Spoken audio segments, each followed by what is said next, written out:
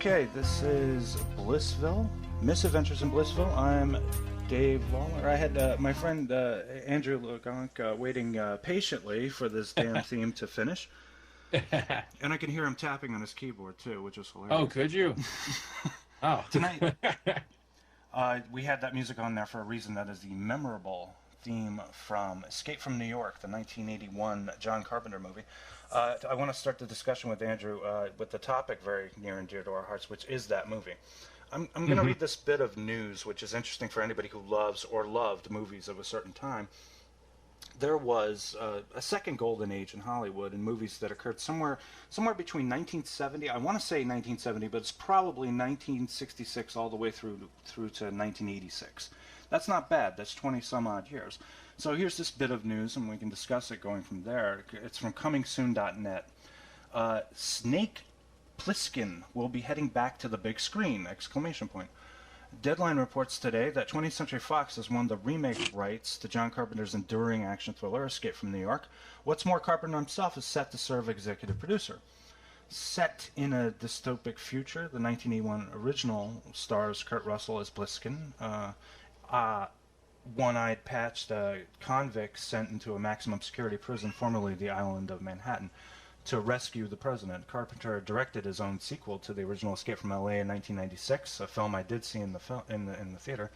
Although that film is decidedly less beloved by fans of the original, it's been nearly 2 years since the idea of rebooting the property made headlines with an attempt by Joel Silver and Studio Canal. Before that, New Line Cinema had been planning a remake for some time with the Crazies director Breck Eisner attached to helm. Before that, Len Wiseman was planning a version that would have starred Gerard Butler.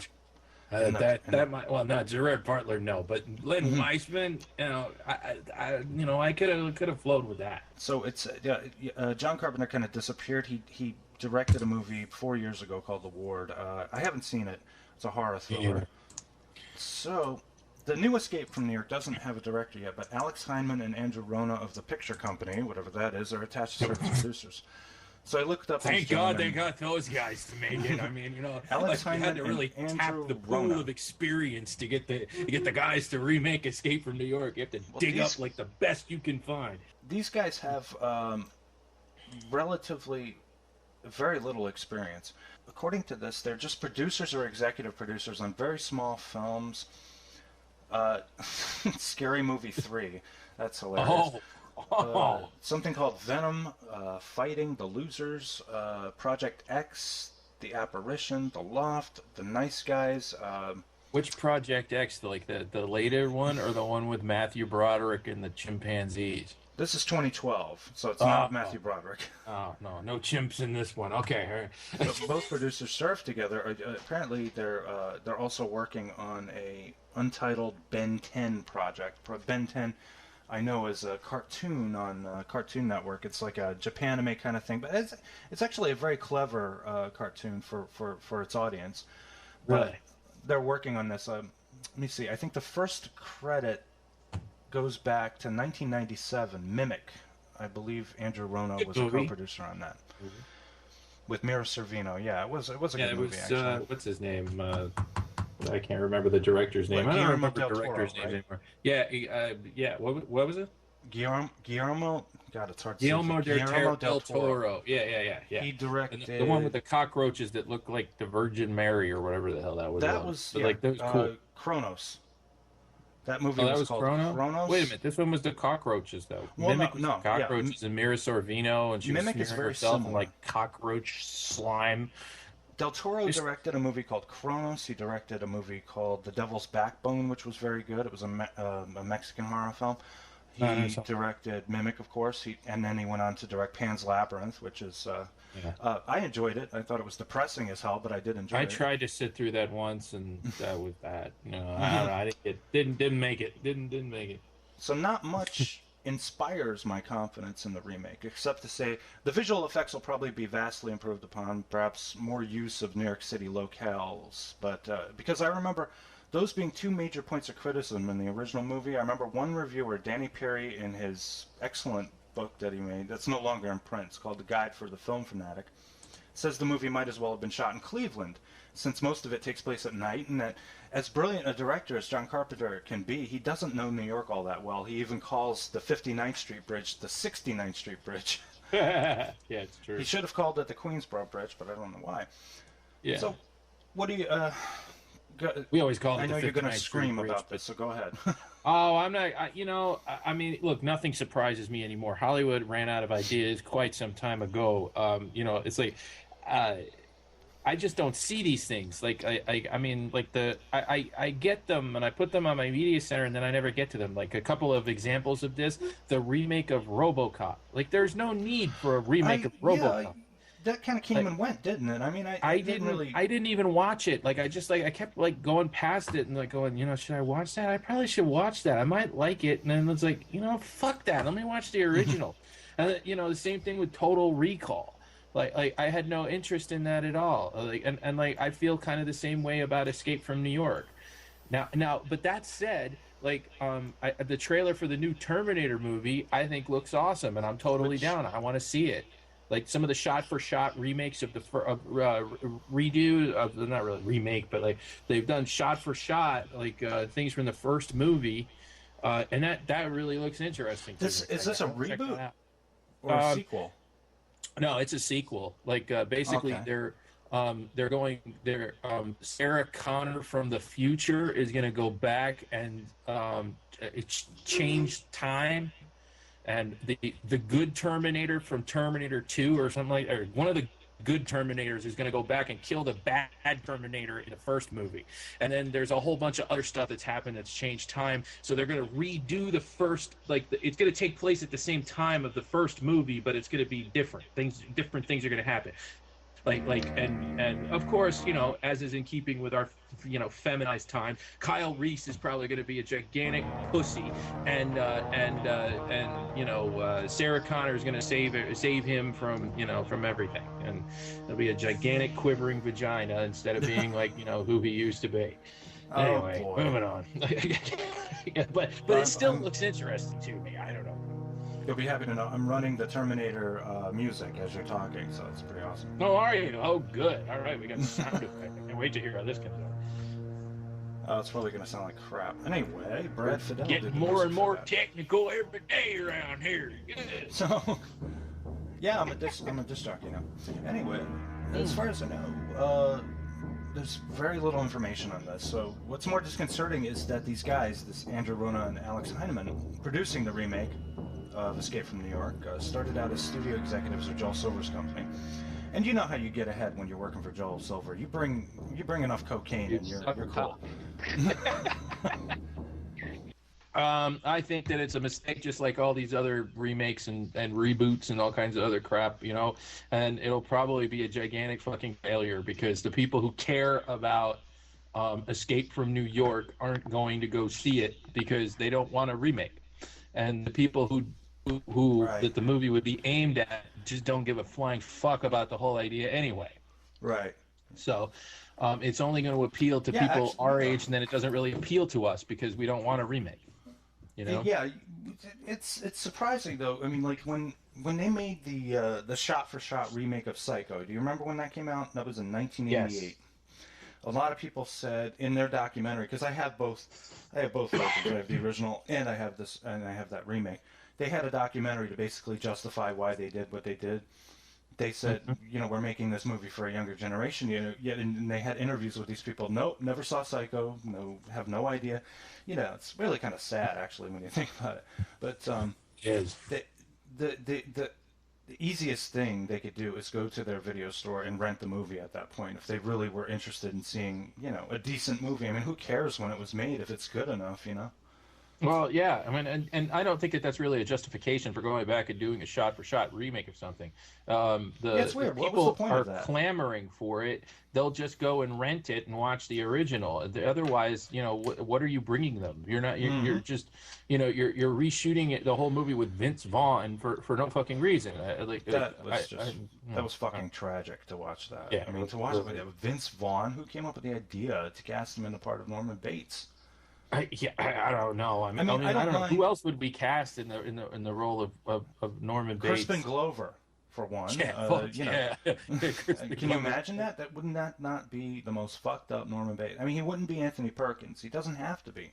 Well, If you're making a nobody has remake, that quasi gay like weirdness that Anthony Perkins had. Like you know yeah, well, it probably wasn't too quasi. I think it was pretty fucking gay, but I well, but I what I didn't like is that I felt that Gus Van Sant, the director of that movie, deliberately wanted to make Norman gay, thus right. making his attacks on these women that he finds attractive some kind of a psychological urge to kill something that is a woman that might entice him.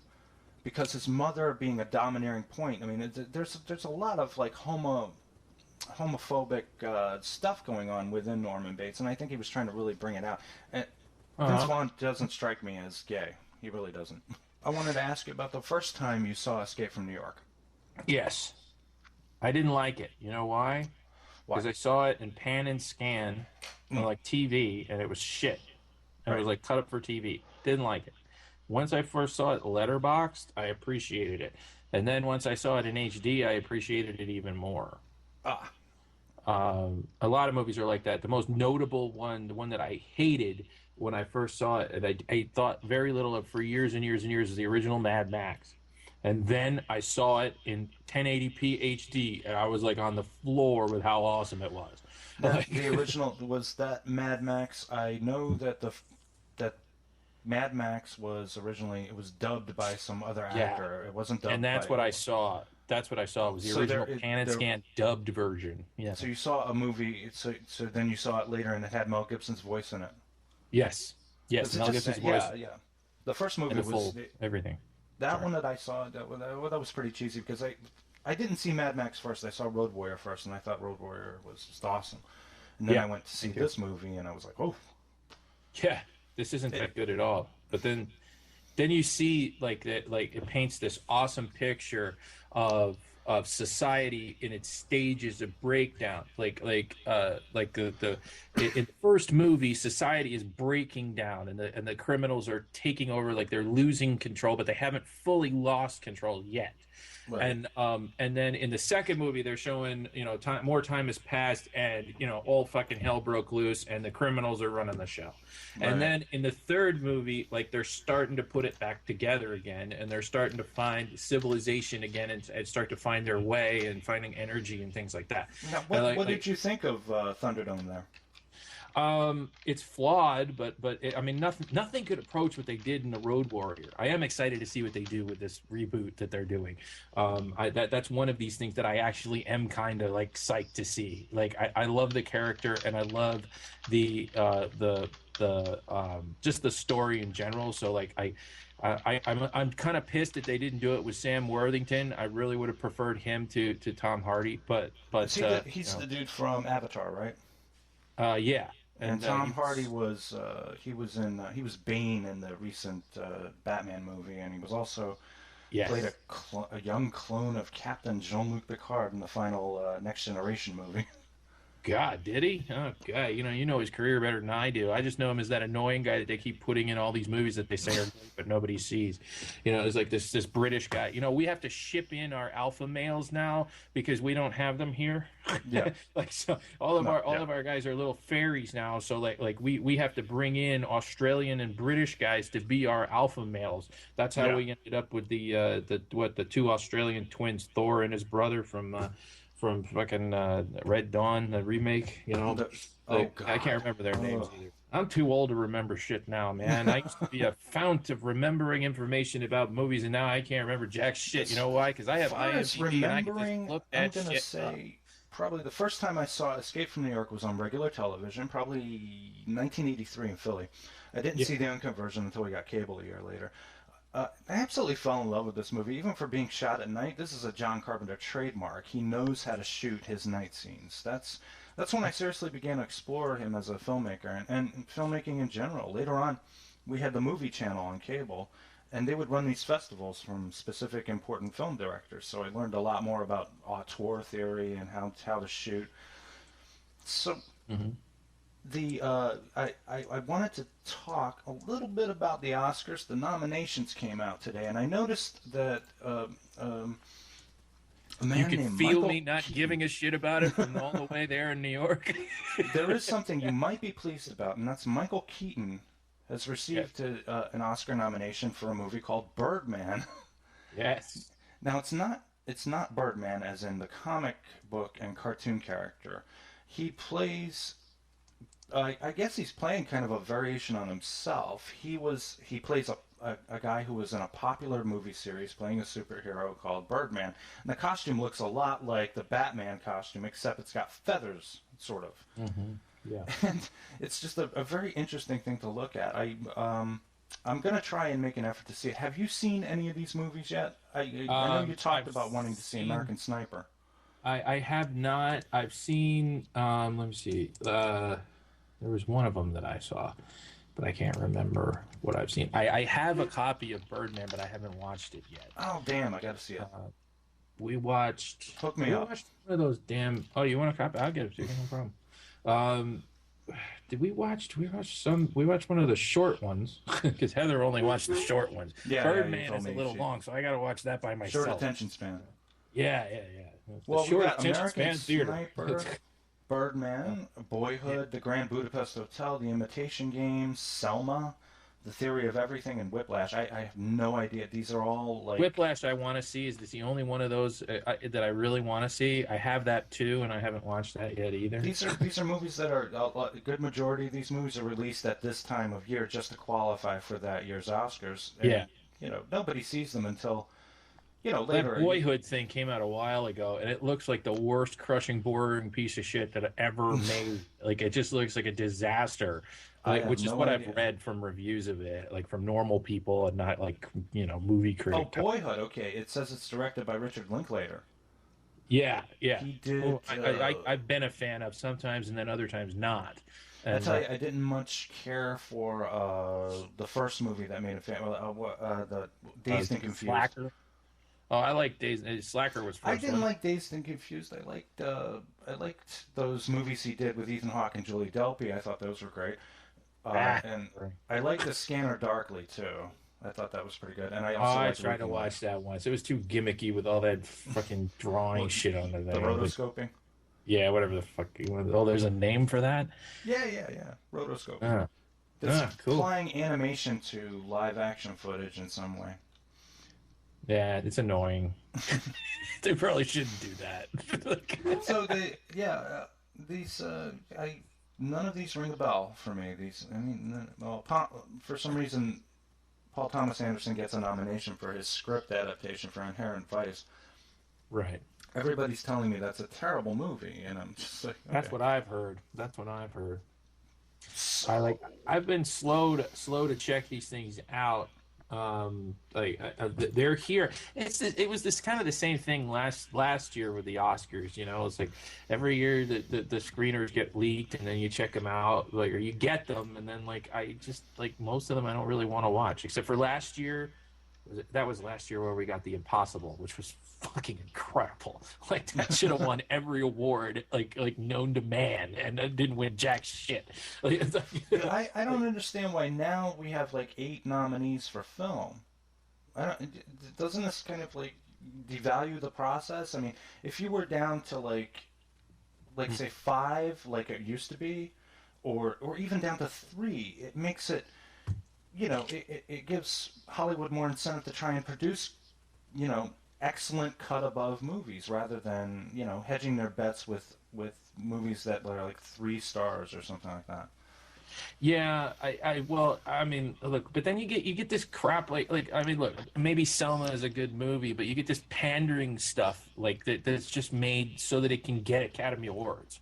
Yeah. For the most part, and we've always had that, whether it's a racial type thing like the 12 Years a Slave or Selma or whatever, I really hated or that movie, if it's I have to say. I didn't bother watching it. I thought it was terrible in a very exploitative and unrealistic way. I understand it was about slavery, but there's so many elements of this supposedly true story that don't make logical sense to me.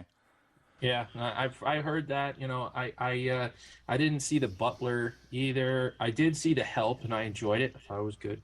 The Help. Yeah, I mean, I didn't think that it was like some award-winning masterpiece, but I thought, it was good. It wasn't bad. I enjoyed it. I sat through it, and these days that's a lot. If I make it through the whole movie, like that says something, and I did make it through that. But a lot of times I just like kick these movies to the side because like I just don't care. Like somebody that I really trust would have to come and say, you know what, you need to watch Selma because it's awesome. I'm and I'd be like, really? They're like, yeah, you gotta watch it. Then I would see it. But like otherwise, like it would have to come recommended from a source that I respect. Otherwise, I have to, I have to say, from the filmmaker's perspective, at least, thinking about it now, I'm 42. I don't, I'm not interested in making or seeing so-called important art movies anymore. I'm not interested in that. I was interested in that when I was in my 20s. Now I want to make a movie that is fun. I want to make a movie that'll entertain people. I mean, that should be the first instinct. And I want to see a movie that's going to entertain me, but in a good way. Yeah, yeah, yeah. I'm not. I agree. I'm very much on the same page with that. I used to care about oh, this is an important movie, but I think Hollywood itself has been so devalued by its own actions for the last many years, and like really, pretty much what they consider important, I don't consider important at all. So I really what I want from it is to be entertained, and I'm really hoping for the day that we can get some real entertaining movies that are made outside of that system. So IFC has been doing some good stuff along those lines right. For a while now. They've been making some pretty much most movies that you see the IFC logo on are actually pretty awesome. IFC films, Right. they're usually at least watchable and entertaining. So one final question for you then: is there a filmmaker like back in the a filmmaker that's still operating, still working today, whose respect you've lost based on the quality of it? Okay. Ooh, I didn't know you were going to go there. Went right shit. there, baby. Yep. Yeah. Them's fighting words. Well, I'm not going to fight you. Okay, yes, I remember you were very big on Tarantino. And everybody back then, this was 95, everybody wanted to be a Quentin Tarantino because his story's very inspiring. He's an outsider who got in. Yeah. He's not related to anybody.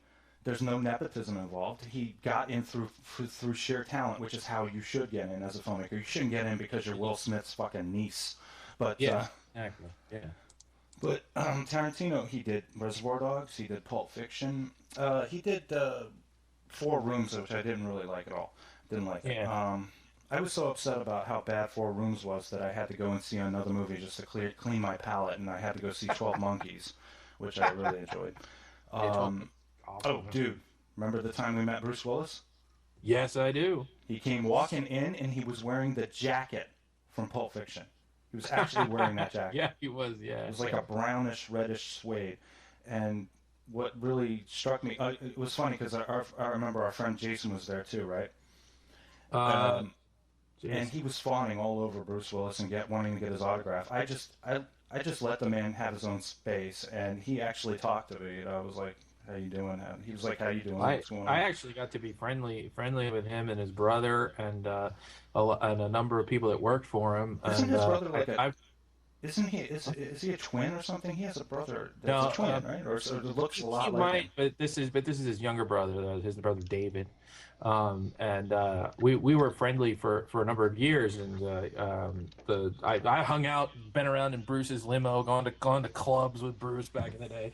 Like it's fucking awesome. That is awesome. It was pretty cool. It was cool though.